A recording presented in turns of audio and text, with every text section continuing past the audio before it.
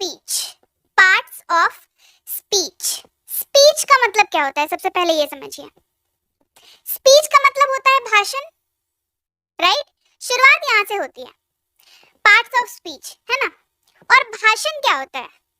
भाषण होता है कलेक्शन ऑफ सेंटेंसेस, है ना? भाषण क्या होता है? बहुत सारे वाक्यों का कलेक्शन होता है। और सेंटेंस क्या होता है? मतलब भाषण सेंटेंस का कलेक्शन है, और सेंटेंसेस किसके कलेक्शन है? वर्ड्स के कलेक्शन है। यहाँ तक तो मतलब इतना आइडिया तो लग रहा है ना? और ये वर्ड्स जो है, ये वर्ड्स की कैटेगरी होती है ये, यानी कि noun, pronoun, verb, adverb, adjective, preposition, conjunction, interjection, articles. ये कुल जो आपके सामने है, ये सब होते हैं कैटेगरीज किसकी? ये है कैटेगरीज वर्ड्स की, राइट? ये किसकी कैटेगरीज है? ये आपके वर्ड्स की कैटेगरीज है, राइट? अब कहीं पर आपको ये जो कैटेगरी है, ये पार्ट्स ऑफ स्पीच का जो कलेक्शन है, वो आपको कहीं पर 9 दिखेगा, कहीं पर 8 दिखेगा, है ना? किसी किताब में आपने पढ़ा होगा या देखा होगा, कहीं पर आपको ये जो हिस्से हैं ये कुल कहीं पर 9 दिखेंगे, कहीं पर 8 दिखेंगे। तो घबराइए नहीं, आज की क्लास में ये कंफ्यूजन भी दूर होगी। मैं क्लास के मैं आपको थ्रू आउट द क्लास में मैं आखिर में आपको बताऊंगी कि एक्चुअल में आपको 8 पढ़ने हैं या 9 पढ़ने हैं। तो चलिए इसी के साथ आज की क्लास को शुरू करते हैं। और ये वाला हिस्सा याद रखिएगा कि भाषण जो है वो पार्ट्स ऑफ स्पीच क्या है? स्पीच यानी कि भाषण, जो कि कलेक्शन है सेंटेंसेस का, और सेंटेंसेस बेसिकली कलेक्शन है वर्ड्स के। और ये वर्ड्स की जो ये वर्ड्स जो है वो कुल 9 हिस्से में है, मतलब वर्ड्स की कैटेगरी जो है वो ये वाली है, ठीक है? इन्हीं को पार्ट्स ऑफ स्पीच कहते हैं। अब एक एक करके पढ़ेंगे और ट्रिक के साथ पढ़ेंगे। मैं आपको कुल 2 तरीकों से बताऊंगी। सबसे पहला तरीका, कंफ्यूजन जानते हैं एक और जगह पर होती है, दैट इज कि एक तो है ट्रेडिशनल मेथड, जिससे हम लोग सालों से पढ़ते आ रहे हैं, बचपन से इनफैक्ट पढ़ते आ रहे हैं। जब पहली बार हमें पार्ट्स ऑफ स्पीच को इंट्रोड्यूस कराया गया था तो एक तरीके से पढ़ाया गया था। फिर जैसे जैसे आप बड़े होते जाते हैं, आपको ग्रामर के एप्लीकेशंस आते हैं, आप क्वेश्चन सॉल्व करते हैं ग्रामर पर बेस्ड, तो तरीका ना थोड़ा सा बदल जाता है और कंफ्यूजन जो है क्रिएट हो जाता है ट्रेडिशनल तरीके में और क्वेश्चन सॉल्विंग वाले तरीके में। मैं आपको दोनों तरीके आज करा दूंगी। सबसे पहले ट्रेडिशनल तरीके से मैं आपको बताऊंगी, जिससे आपको ये समझ में आएगा कि बचपन में जो पढ़ा था वो मतलब सही था, गलत था, सही पढ़ रहे थे, सही किया था। और दूसरा मैं ट्रिक बताऊंगी जो आपको हेल्प करेगा क्वेश्चंस को सॉल्व करने में। इससे क्या होगा कि आपके बचपन की जो नॉलेज है और अभी जो नॉलेज आपको चाहिए क्वेश्चन सॉल्व करने के लिए, इन दोनों में एक ब्रिज का काम करेगा ये कॉन्सेप्ट, और आप आसानी से पार्ट्स ऑफ स्पीच समझ पाएंगे और इसके ऊपर बेस्ड क्वेश्चंस को सॉल्व कर पाएंगे। तो सबसे पहले बात करते हैं हमारे ऑल टाइम फेवरेट नाउन यानी कि संज्ञा की। नाउन हिंदी में कहते हैं संज्ञा, और इसका एक बहुत ही बेसिक सा डेफिनेशन है जो बचपन से हमने सारी किताबों में पढ़ा है कि नाउन एक संज्ञा, संज्ञा जो है वो एक ऐसा शब्द है जो किसी वस्तु, विचार, जानवर, स्थान या व्यक्ति के नाम का बोध कराता है। A noun is a word that is a name of a thing, an idea, an animal, a place or a person। ये एक ट्रेडिशनल डेफिनेशन है जो सही है, और हमने बचपन में याद करिए शुरुआत अपने ग्रामर की इसी से की थी। ये अब मैं आपको बताती हूँ कि ट्रिक क्या होगी, क्योंकि ट्रिक जो है वो क्या कराएगी? ट्रिक जो है आपको क्वेश्चन सॉल्व कराएगी, ठीक है? आपको यही चाहिए, आपको हेल्प चाहिए क्वेश्चन सॉल्व करने में, बिकॉज डेफिनेशन हमने बचपन में याद कर रखी है, राइट? अब चलिए ट्रिक की बात करते हैं। ट्रिक क्या होगा? ट्रिक आपको सीधे सीधे ऐसे समझना है कि नाउन को कैसे पहचाने, राइट? संज्ञा को कैसे पहचाने, ये आपको पता होना चाहिए। कोई भी शब्द अगर आपको दिखता है तो, या कोई वाक्य दिखता है, तो आपको ये पता होना चाहिए कि उस वाक्य में संज्ञा कौन सा वर्ड है, या कोई वर्ड अगर आपको दिखता है तो आपको ये पता होना चाहिए कि वो वर्ड जो है वो संज्ञा है या नहीं है। इसके लिए मैं आपको कुल 3 मेथड्स बताऊंगी, 3 मेथड्स, ठीक है? और ये 3 मेथड्स है सी, फील, टच। सी, फील और टच। सी का मतलब होता है देखना,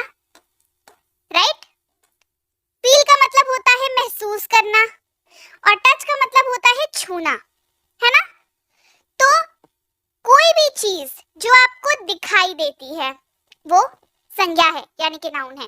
कोई भी चीज जो आपको महसूस होती है, जो आपको महसूस होती है वो क्या है, नाउन है यानी कि संज्ञा है। कोई भी चीज जिसको आप छू सकते हैं वो भी क्या है, संज्ञा है।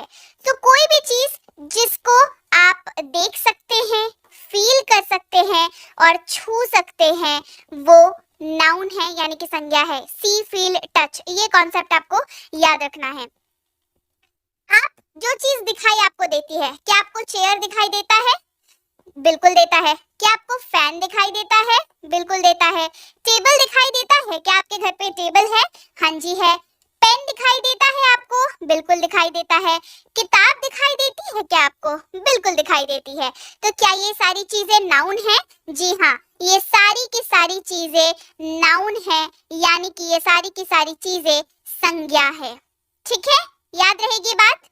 अच्छा, अब समझते हैं कुछ एग्जाम्पल से, रियलिस्टिक एग्जाम्पल से। इस इमेज में आपको कैलकुलेटर दिखाई दे रहा होगा, ये कलम दिखाई दे रही होगी, ये कागज दिखाई दे रहा होगा, यहाँ पर आपको ये सोफा दिख रहा है, ये विंडो दिख रही है, ये यहाँ पर कुछ डेकोर पीसेस आपको दिख रहे हैं, ये घड़ी दिख रही है हमें, ये मटका दिख रहा है, यहाँ पर हमें दिख रहा है स्पेगेटी, यहाँ पर ब्रिंजॉल दिख रहा है, यहाँ पे कैप्सिकम दिख रहा है, यहाँ पे न्यूज़पेपर है, फैन है हमारे पास, ये खिड़की खुली हुई है तो हवा भी चल रही होगी।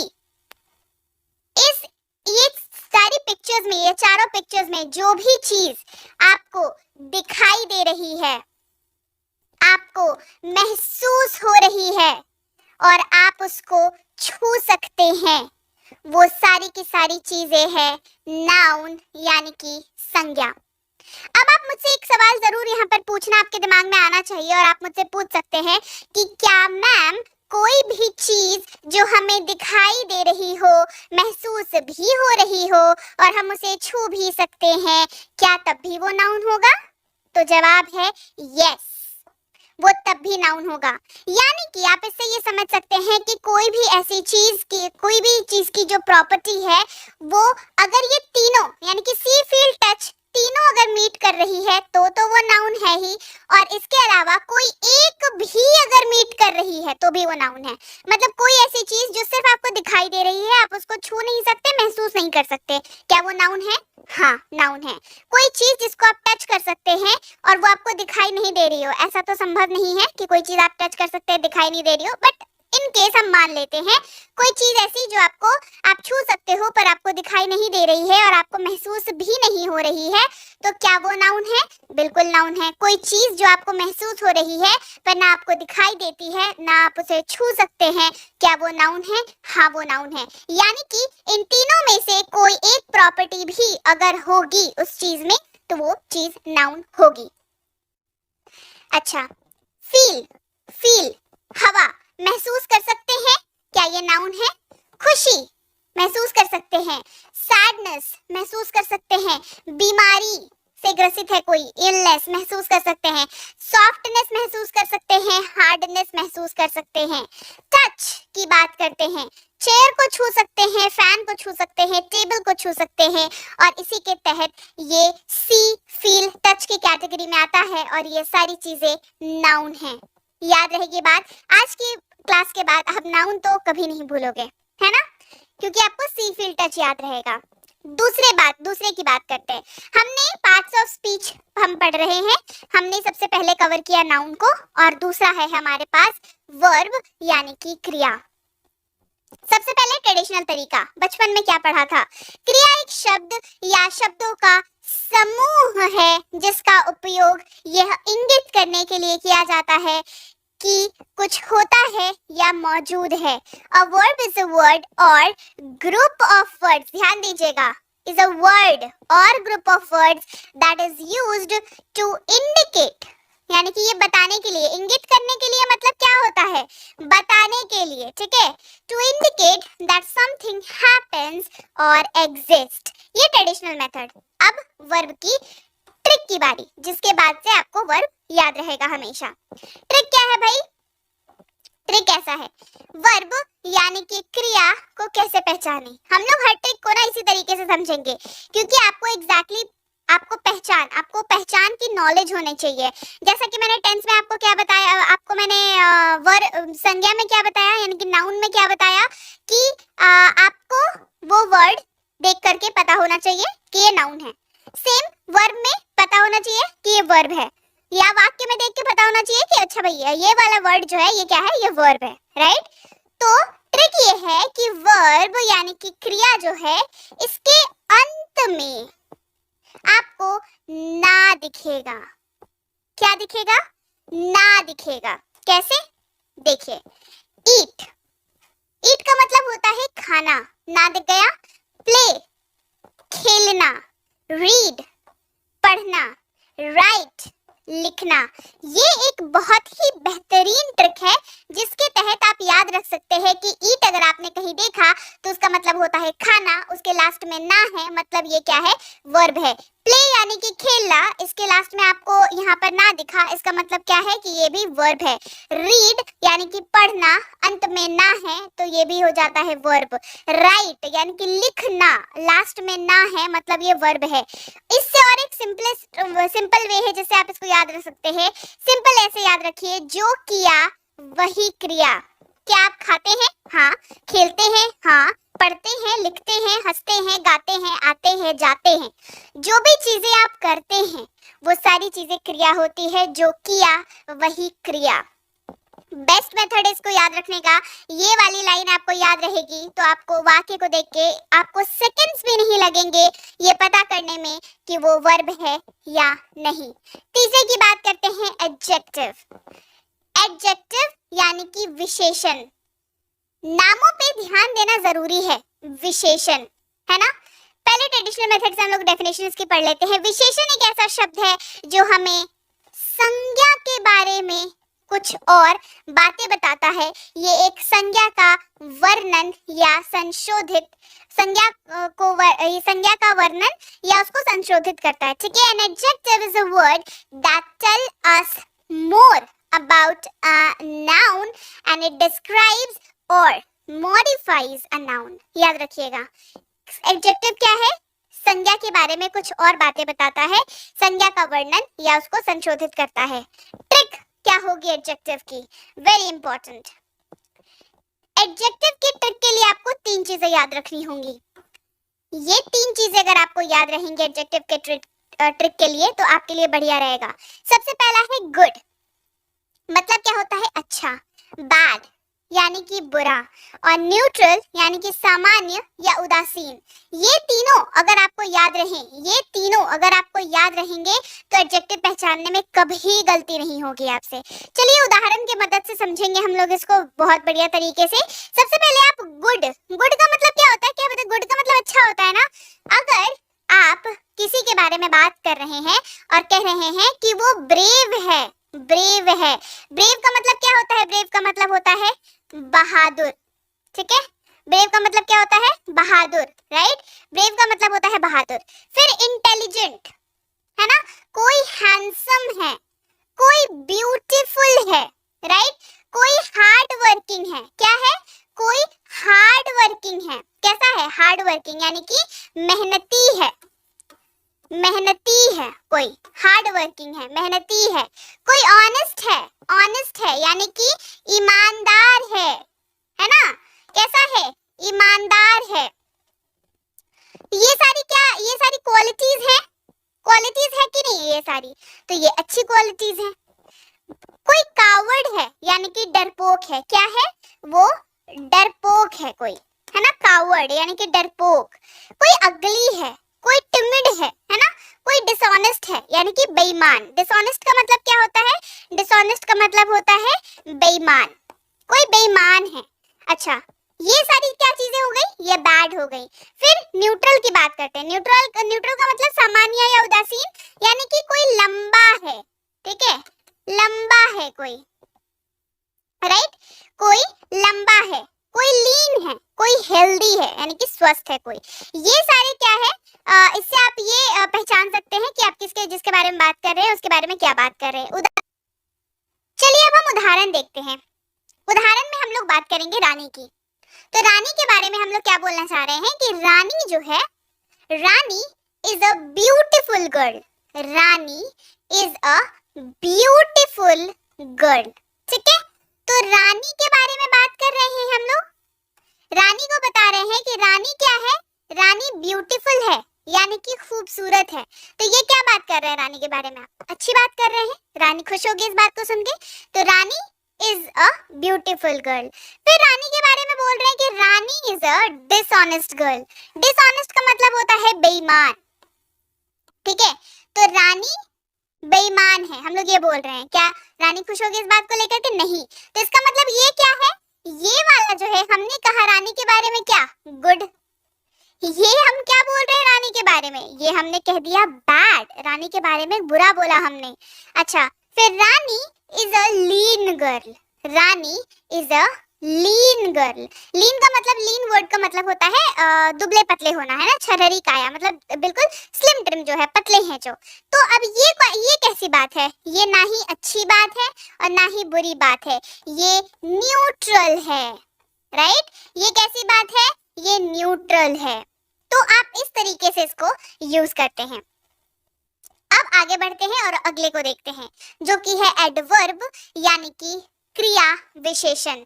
एडवर्ब क्रिया विशेषण। नाम को मैं हमेशा बताती हूँ, नाम पे खासा ध्यान दीजिएगा। एडवर्ब क्रिया विशेषण। क्रिया विशेषण क्या है, क्रिया विशेषण एक ऐसा शब्द है जो किसी क्रिया विशेषण या किसी अन्य क्रिया विशेषण के बारे में वर्णन करता है या अधिक जानकारी देता है। An adverb is a word that describes or gives more information about a verb, an adjective or another adverb. ये हो गया। अब ट्रिक समझ लेते हैं इसकी। ठीक है, किसकी ट्रिक हम पढ़ रहे हैं अब, एडवर्ब की ट्रिक पढ़ रहे हैं। ठीक है, तो एडवर्ब क्या है, क्रिया विशेषण। तो क्रिया विशेषण को कैसे पहचानेंगे, एडवर्ब ये बताता है कि काम कैसे हो रहा है। ये वाली लाइन आपको याद रहेगी तो एडवर्ब पहचानना आसान हो जाएगा। क्या बता रहा है एडवर्ब, एडवर्ब ये बताता है कि काम कैसे हो रहा है। How the work is going on, काम कैसे हो रहा है, how the work is going on. समझते हैं आप इसको कैसे याद रख सकते हैं। इसके लिए उदाहरण लेते हैं, जिसमें हम लोग उदाहरण में हम लोग बात कर रहे हैं सोहन की। किसकी बात कर रहे हैं हम लोग सोहन की बात करेंगे। सोहन के दौड़ने की बात यहाँ पर हो रही है ना। तो हमने कहा सोहन रन्स स्लोली, यानी कि सोहन कैसे दौड़ता है, वो स्लोली दौड़ता है, यानी कि धीरे दौड़ता है। सोहन रन्स फास्ट, फास्ट का मतलब होता है जल्दी। ठीक है, फास्ट का मतलब होता है जल्दी। तो सोहन कैसे दौड़ रहा है, जल्दी जल्दी दौड़ रहा है। सोहन रन्स स्विफ्टली, यानी कि बिल्कुल लहराते हुए आराम से दौड़ रहा है। सोहन रन्स जेंटली, बहुत ही हौले हौले आराम से इत्मीनान से दौड़ रहा है। ठीक है, फिर सोहन रन्स हरिडली, बिल्कुल ही हड़बड़ी में दौड़ रहा है सोहन, है ना, उसको कहीं पहुंचना है, बहुत जल्दीबाजी में दौड़ रहा है, तो वो हरिडली दौड़ रहा है। सोहन रन्स रैपिडली, रैपिडली मतलब बहुत ही तेजी से दौड़ रहा है। वो कैसे दौड़ रहा है, रैपिडली दौड़ रहा है। तो सोहन क्या कर रहा है, सोहन दौड़ रहा है। और इसको वो कैसे दौड़ रहा है उसको बताने के लिए हमने क्या यूज किया, slowly, fast, swiftly, gently, हरिडली, rapidly. तो ये शब्दों का हमने इस्तेमाल किया। तो इसने क्या बताया कि ये काम कैसे हो रहा है, सोहन कैसे दौड़ रहा है। तो सोहन जल्दी दौड़ रहा है, स्विफ्टली दौड़ रहा है, जेंटली दौड़ रहा है। राइट, तो इसको आपको इस तरीके से याद रखना है। एक और बात जो आपको याद रखनी है, जब आप एडवर्ब पहचानने की बात करें तो ये वर्ड्स क्या हो गए हमारे, ये एडवर्ब हो गए। एडवर्ब को पहचानने के लिए आपको एक और बात, छोटी सी ट्रिक मैं बता देती हूँ, वो आप बिल्कुल ध्यान में रखोगे तो आपको बहुत मदद हो जाएगी। आपको दिखेगा मैक्सिमम जो एडवर्ब होते हैं ना, उसके आखिर में आपको दिखेगा ly। क्या दिखेगा, ly दिखेगा आपको। मैक्सिमम जो आपको एडवर्ब दिखेंगे उसके आखिर में ly दिखेगा। देखिए यहाँ पर ly है, यहाँ पे ly है, यहाँ पे ly है, यहाँ पे ly है, यहाँ पे ly है, लेकिन सब में नहीं दिखेगा, फास्ट में नहीं है। करेक्ट, इसीलिए मैंने कहा कि बहुत छोटी सी ट्रिक है और ये आप एक्स्ट्रा नॉलेज के लिए इसको याद रख सकते हैं, आपके बहुत काम आएंगे।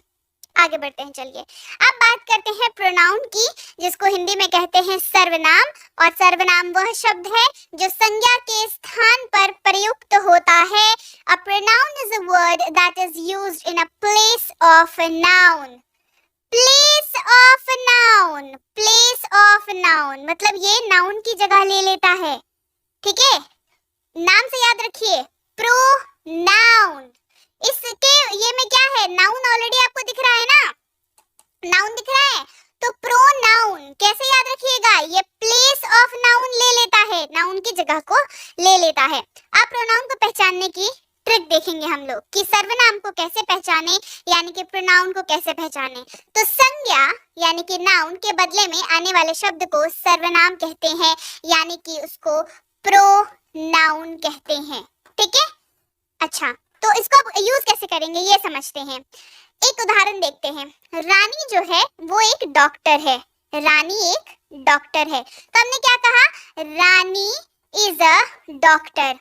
अब हमने इसके पहले भी एक दो लाइन जो है रानी के बारे में बोल रखा है, मान के चलिए, ठीक है। तो हमने अगर इसको कहना हो, क्या हम इसको ऐसे कह सकते हैं कि वह एक डॉक्टर है, हम इसको ऐसे कह सकते हैं कि वह एक डॉक्टर है, तो वह की जगह पर क्या हो जाएगा, शी, तो शी इज अ डॉक्टर। क्या ये वाक्य सही है, हाँ बिल्कुल ये सही है। तो इन दिस केस क्या हो गया, रानी हो गया हमारा नाउन, और इस वाले वाक्य में हमने रानी की जगह पर शी का इस्तेमाल किया, तो शी हमारा हो गया प्रोनाउन।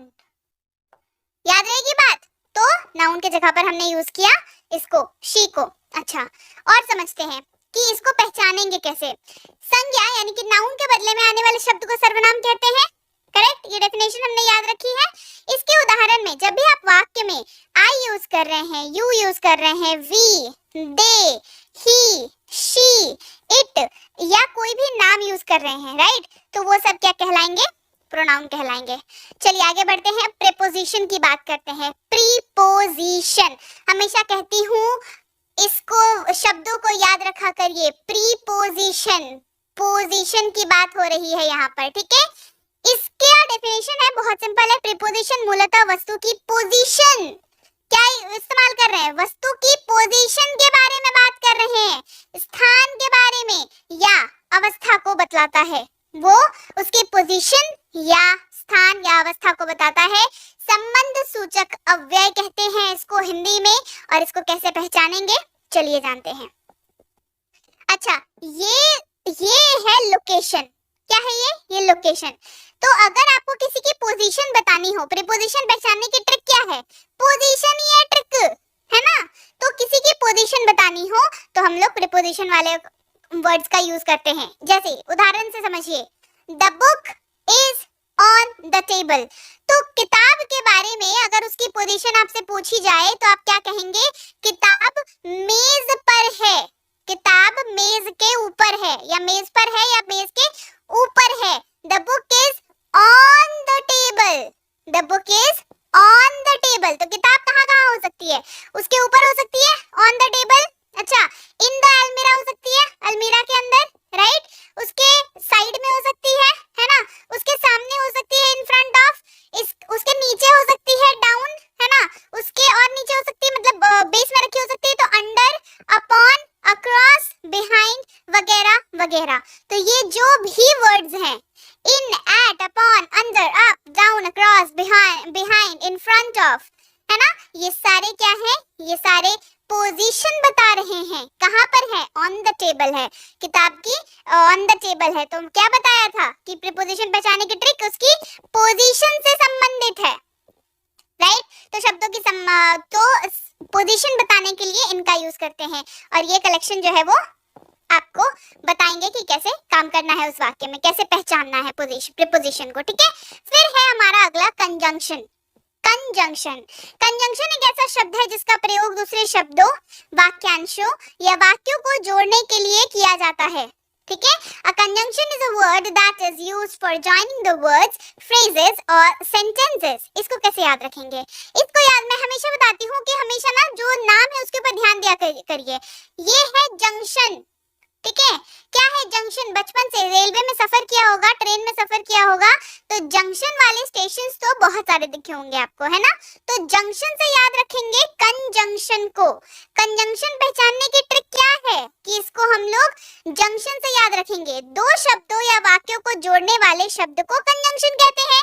ये तो डेफिनेशन हो गई हमारी, और इसको याद रखेंगे हम लोग जंक्शन से, ठीक है। एक ट्रेन जो है किसी एक रूट पे सफर करती है और वो एक स्टेशन पे रुकती है, जिस स्टेशन का नाम कोई जंक्शन हो। तो जंक्शन क्यों होता है? किसी भी स्टेशन का नाम जो है वो जंक्शन क्यों होता है? कभी आपने सोचा है? जंक्शन क्या करता है? वो दो रास्तों को जोड़ता है। दो रास्तों को क्या करता है? वो जोड़ने का काम करता है ना। क्या करता है? वो दो रास्तों को जोड़ने का काम करता है, राइट। तो कंजंक्शन को आप इस तरीके से याद रख सकते हैं, क्योंकि वो क्या कर रहा है?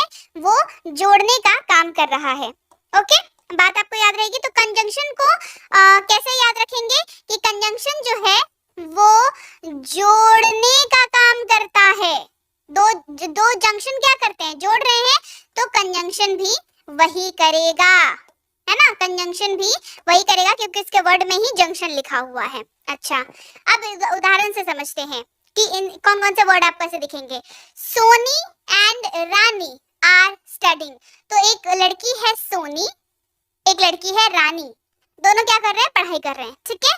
तो यहाँ पे हमने एंड लगाया, जिसका मतलब क्या होता है? जिसका मतलब होता है और।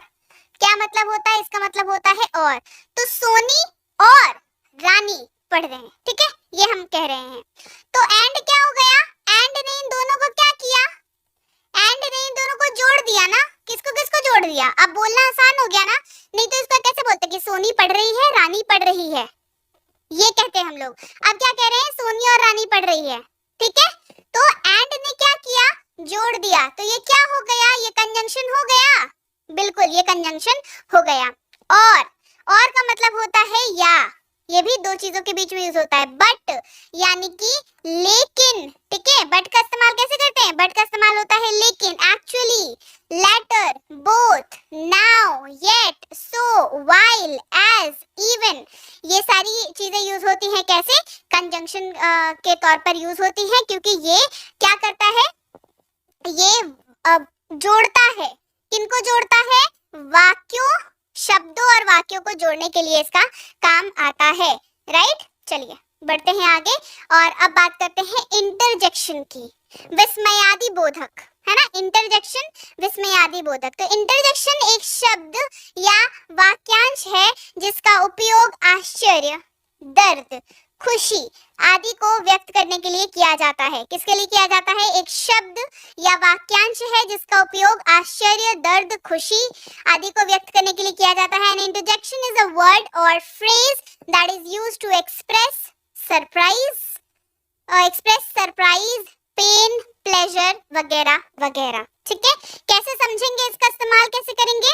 आप इसको याद सबसे पहले कैसे रखेंगे उससे देख लीजिए। आप इसको इंजेक्शन से याद रखेंगे। ये क्या दिया जा रहा है? इंजेक्शन दिया जा रहा है। तो इंटरजेक्शन को इंजेक्शन से याद रखेंगे। अब कैसे भाई इंजेक्शन से कैसे याद रखेंगे? इंजेक्शन जब लगता है तो क्या आवाज आती है मुंह से?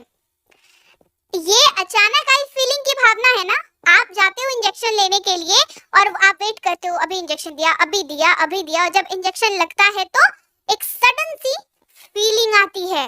कभी अगर अच्छे से देना आता हो तो मतलब बढ़िया लगता है, मतलब उतना पेन नहीं होता, और अगर नहीं देना आता हो तो बढ़िया तरीके से पेन होता है ना। तो ये अचानक आई फीलिंग या भावना या एक्साइटमेंट को दर्शाता है ना। तो इंजेक्शन आप में वही काम करता है। इंजेक्शन आपको लगता है तो आप क्या, आपके मुंह से क्या निकलता है? आउच निकलता है ना। तो ये क्या हुआ? एक फीलिंग आई जिसको आपने एक्सप्रेस किया। इसको एक्सप्रेस करने के लिए कुछ शब्द है हमारे पास, जैसे कि वाओ। वाओ, ये क्या कब आप यूज करते हैं? Wow what a car. Wow एक ऐसा वर्ड है जो आप कभी आपको बहुत बढ़िया लगता है ना, वाओ, तो आप क्या कहते हैं? वाओ व्हाट अ कार, मतलब बहुत बढ़िया कार दिख गई तो वाओ व्हाट अ कार, आपने एक फीलिंग एक्सप्रेस की। ओ गॉड, लेट हो गए स्कूल के लिए, ऑफिस के लिए, ओ गॉड, मतलब आपको एक फीलिंग आई कि अब क्या होगा, लेट हो गए, oh God. OMG, OMG full form oh my God, ठीक है। तो ओ माय गॉड मतलब आप आश्चर्यचकित हो रहे, शॉक लगा आपको, हुर्रे, खुश हो गए, बहुत खुश हो गए। ओ नो, है ना, ये डिसअपॉइंटमेंट है। ओ नो, सडनली ये फीलिंग आती है, आप खेल रहे हो, आप हार गए, ओ नो, ठीक है। उप्स, कोई गलती हो गई, उप्स। चीयर्स, ये किसी को प्रेज करने के लिए बोलते हैं, चीयर्स, चीयर्स, है ना। ब्रावो, ये भी प्रेज करने के लिए कहा जाता है, ब्रावो, है ना। फिर इंजेक्शन लगती है तो क्या आवाज आती है, आउच। आउच मतलब वही वाली फीलिंग जो आपको आई, वही वाली फीलिंग, ठीक है। अच्छा, अब बात करते हैं आर्टिकल्स की, और इसी के साथ आप समझ गए होंगे कि हमें पार्ट्स ऑफ स्पीच जो है वो 9 पढ़ने हैं, right. Articles very important topic, आखिर में है लेकिन बहुत इंपॉर्टेंट टॉपिक है, ठीक है। और मैक्सिमम बच्चों को इसमें प्रॉब्लम होती है। तो आर्टिकल्स ऐसे शब्द हैं जो किसी संज्ञा को विशिष्ट या अविशिष्ट के रूप में परिभाषित करते हैं। हाँ, बिल्कुल परेशान मत होइए, आप पेशेंस रखिए, मैं आपको आसान शब्दों में भी बताऊंगी। Articles are words that define a noun as specific और अनस्पेसिफिक। और सीधी सीधी बात कर लूं तो आर्टिकल्स आपको दिखेंगे ए, एन, द, ठीक है। अच्छा, कैसे, अब इसको आसान से कैसे समझेंगे तो समझते हैं। ए और एन को सबसे पहले, उसके बाद बात करेंगे द की, ठीक है। अब एन, एन जो है आपने कई बार पढ़ा होगा, सुना होगा कि एन जो है कुछ कुछ हम लोग ऐसे वाक्य वो मतलब ऐसे वर्ड्स हम लोग यूज करते हैं जिसके आगे एन लगा देते हैं, ठीक है। समझेंगे कैसे कि किसके आगे एन लगाएं, किसके आगे ए लगाएं। तो आपको मैं बिल्कुल ही आसान भाषा में समझा देती हूँ। एन जो है आपको हर उस वर्ड के आगे लगा देना है जिसके उच्चारण में अ, इसके लिए आपको बेसिकली ये हिंदी वाले वॉवेल्स है, ठीक है। तो अ आता हो, आ आता हो, ई, उ, ए, ओ या ओ, इससे अगर कोई शब्द शुरू हो रहे हैं तो उसके आगे आपको एन लगाना होगा। जैसे ये उदाहरण देखिए, हमारे पास है अम्ब्रेला, UMBRELLA, ये है हमारे पास अम्ब्रेला। अम्ब्रेला का मतलब क्या होता है, छाता, ठीक है। अम्ब्रेला का मतलब होता है छाता, याद रखिएगा। अच्छा, अब क्या हम लोग कह रहे हैं, अब इसको क्या करिए ना, आप हिंदी में इसका जो प्रोनाउंसिएशन है, उच्चारण है, वो लिख लीजिए। हमने क्या लिखा, हमने लिखा अम्ब्रेला, इसका शुरुआत में अ आया तो ये हो जाएगा एन अम्ब्रेला, ठीक है।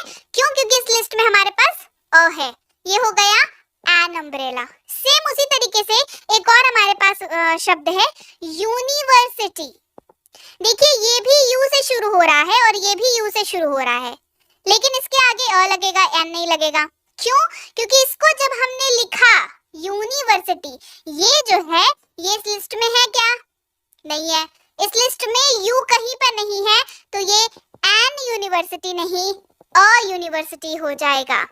ये वाली लिस्ट याद रहेगी ना तो कभी ए और एन में कभी भी आपको कंफ्यूजन नहीं होने वाली है। चलिए आगे बढ़ते हैं, ये वाली लिस्ट याद रखिएगा, ठीक है। अगला हमारे पास है शब्द आवर, HOUR, है ना। देखिए ये एच से चालू हो रहा है, ऐसे शुरू हो रहा है, और इसको हिंदी में हमने लिख लिया और ये बन गया आवर, और ये देखिए अ, और ये यहाँ पर है, बिल्कुल है, ये हो जाएगा एन आवर। क्या हो जाएगा, एन आवर। अगेन ये भी एच से चालू हो रहा है, इसको भी हमने हिंदी में लिखा, क्या इसका ये वाला है क्या हमारे लिस्ट में, नहीं है, तो ये हो जाएगा अ हेन, एन हेन नहीं होगा क्योंकि इस लिस्ट में हमारे पास हे नहीं है, ह नहीं है हमारे पास, ठीक है। अब बात करते हैं the key, rule of the, very important, ठीक है। और सबसे ज्यादा कंफ्यूजन इसी में होती है। द का उपयोग विशेष या विशिष्ट चीजों के लिए किया जाता है। द का उपयोग किसके लिए किया जाता है, द का उपयोग किया जाता है विशेष या विशिष्ट चीजों के लिए द का उपयोग किया जाता है। The is used for particular और स्पेसिफिक थिंग्स। कैसे, समझाती हूँ। उदाहरण देखिए, सबसे पहले उदाहरण से ना बेहतर आपको समझ में आएगा, ठीक है। तो उदाहरण देखते हैं सबसे पहले। यहाँ पर हमारे पास उदाहरण क्या है, गाय दूध देती है। क्या उदाहरण है हमारे पास, गाय दूध देती है, गाय दूध देती है।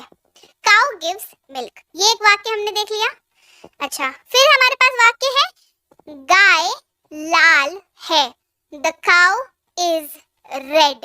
हमने इस वाक्य में द नहीं लगाया, इस वाले वाक्य में हमने द नहीं लगाया है, इस वाले में हमने द लगाया है। ऐसा क्यों? तो चलिए द लगा देते हैं इस वाले वाक्य में, क्या प्रॉब्लम है ना? इस वाले वाक्य में हम लोग क्या करते हैं, इस वाले वाक्य में हम लोग द लगा देते हैं। तो इसको कर देते हैं द काउ गिव्स मिल्क। अब आप मुझे एक बात बताइए, ये वाक्य ठीक दिख रहा है? द काउ गिव्स मिल्क ठीक दिख रहा है? कोई प्रॉब्लम है इस वाक्य में? बहुत बड़ी प्रॉब्लम है इस वाक्य में। अगर आपको नहीं नजर आ रही है तो अब नजर आएगी। गाय दूध देती है, ये वाक्य जो है ये कैसा वाक्य है? क्या ये हर गाय के लिए एप्लीकेबल नहीं है? जो भी गाय आपने आज तक देखी होगी, गाय दूध देती है, आप जब भी ऐसे लिखते हो तो लिखते हो ना गाय दूध देती है। ये बहुत ही जनरल सा वाक्य है जो हर गाय की क्वालिटी है, करेक्ट? तो हमने क्या पढ़ा? हमने पढ़ा कि द जो है वो क्या करता है? विशेष या विशिष्ट, विशेष या विशिष्ट दिखाता है ना, पर्टिकुलर, किसी किसी चीज को, स्पेसिफिक थिंग को, पर्टिकुलर चीज को बताने के लिए। लेकिन ये जो वाक्य है ये तो सारी गाय दूध देती है भाई, तो क्या इस वाक्य में द का उपयोग होगा? नहीं होगा द का उपयोग इस वाक्य में, ठीक है? लेकिन ये वाला वाक्य देखिए, गाय लाल है, ये वाक्य क्या है? गाय लाल है। हमने यहाँ पे द लगाया है, क्यों? क्योंकि आप जिस गाय की बात कर रहे हैं वो लाल है। दुनिया की हर गाय लाल नहीं है, दुनिया की हर गाय लाल नहीं है, राइट? तो यहाँ पर इसीलिए द का यूज हुआ और इस वाले वाक्य में नहीं, ये ऊपर वाले वाक्य में नहीं हुआ। अब एक और एग्जांपल समझिए, आदमी दौड़ रहा है, ठीक है?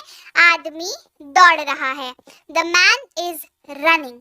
एक वाक्य, मनुष्य नश्वर है, मनुष्य नश्वर है, मॉर्टल मतलब होता है नश्वर, जिसका मतलब होता है वैसी चीजें जो खत्म हो जाती हैं, खत्म होने वाली, ठीक है?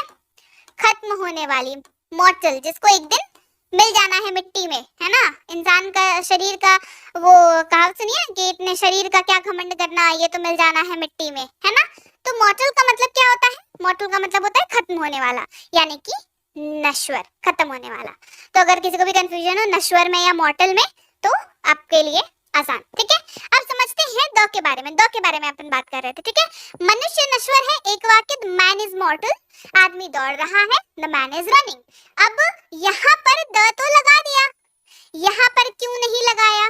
चलिए लगा लेते हैं, कर लेते हैं द मैन इज मॉर्टल, मॉर्टल, ठीक है? द मैन इज मॉर्टल कर लेते हैं। क्या ये वाक्य सही है?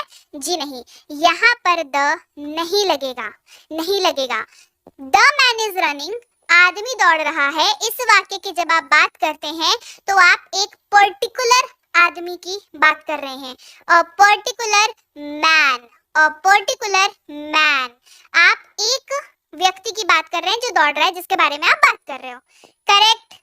लेकिन जब हम बात करते हैं कि मनुष्य नश्वर है, मनुष्य नश्वर है, तो ये हर कोई है, मैं, आप, हम सब, इस पूरी दुनिया के हर कोई व्यक्ति जो है वो नश्वर है। हर व्यक्ति क्या है? नश्वर है, उसे एक ना एक दिन खत्म हो जाना है।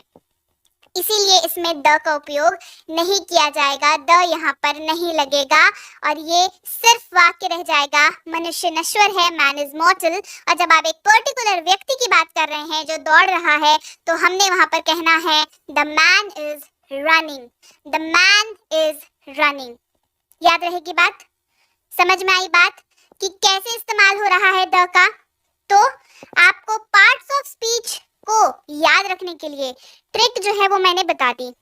हर एक चीज को बारीकी से समझाया ताकि आपको चीजें याद रहे, समझाया भी, ट्रेडिशनली भी हमने पढ़ा, हमने ट्रिक के साथ भी पढ़ा, बारीकी से हमने समझा और आज की क्लास के बाद ये दिक्कत आपको कभी नहीं आएगी, राइट?